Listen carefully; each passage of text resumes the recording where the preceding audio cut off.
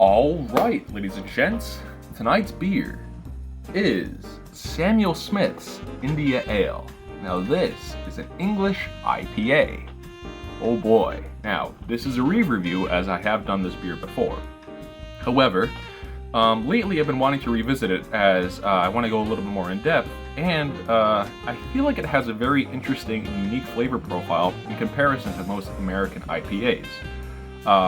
It's also, I find it interesting the fact that in America, the IPA just kind of blew up in popularity over the past few decades. And the reason why is because I found that weird is because of the weird history and the niche reason as to why IPAs even became a thing, which I want to briefly explain. I've been wanting to do this for a while. So, the most famous beer to come out of England is definitely the Pale Ale, of course. And during the 1800s, when English were colonizing the whole damn planet, they were trying to find a way they could transport the pale ales to their overseas colonies, like India, for example. And because they tended to go bad during the long journeys, so certain pale ales that were going overseas, they would brew them with more hops, which would increase their longevity. I'm not saying that wrong. It would increase their shelf life, longevity. Longevity. That's what I'm looking for. But anyways, and eventually it just kind of became, people started to really like this beer, this travel variant of Pale Ale, and it kind of became its own thing, the India Pale Ale, IPA. That's the history. I'm sorry for my rant, but I just wanted to talk about that. So, without further ado, let's open it up and try out this traditional IPA. All right. Got a nice bottle opener right here. Let's open it up. Fucking foil, man. Nice. Oh! Oh!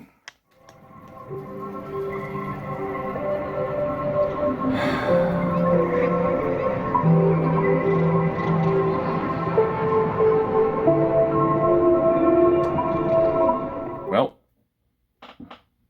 I don't know how that happened. Let's pour it in.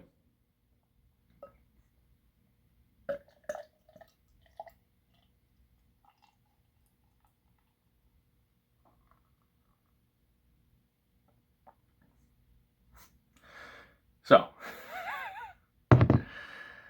as you can see, it's got a nice, more of a translucent amber color, and it's got a pretty nice head. Hell yeah. All right, let's give it a whiff and try it out.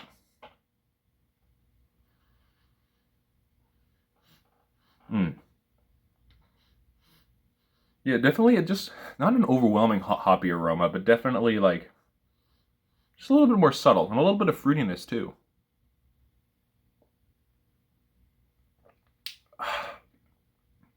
Ooh, hell yeah. Yeah, definitely some nice hoppiness in there, and definitely a good amount of bitterness as well. Yeah, and just a tiny bit of fruitiness. Yeah, not exactly what I remember from last time, but yeah, this is a good beer, man. Definitely just traditional English pale ale, but just a bit more bitterness, tiny bit more fruitiness as well. Yeah, man, this is a decent beer if you want to try a more traditional IPA. So yeah, I recommend. Good stuff.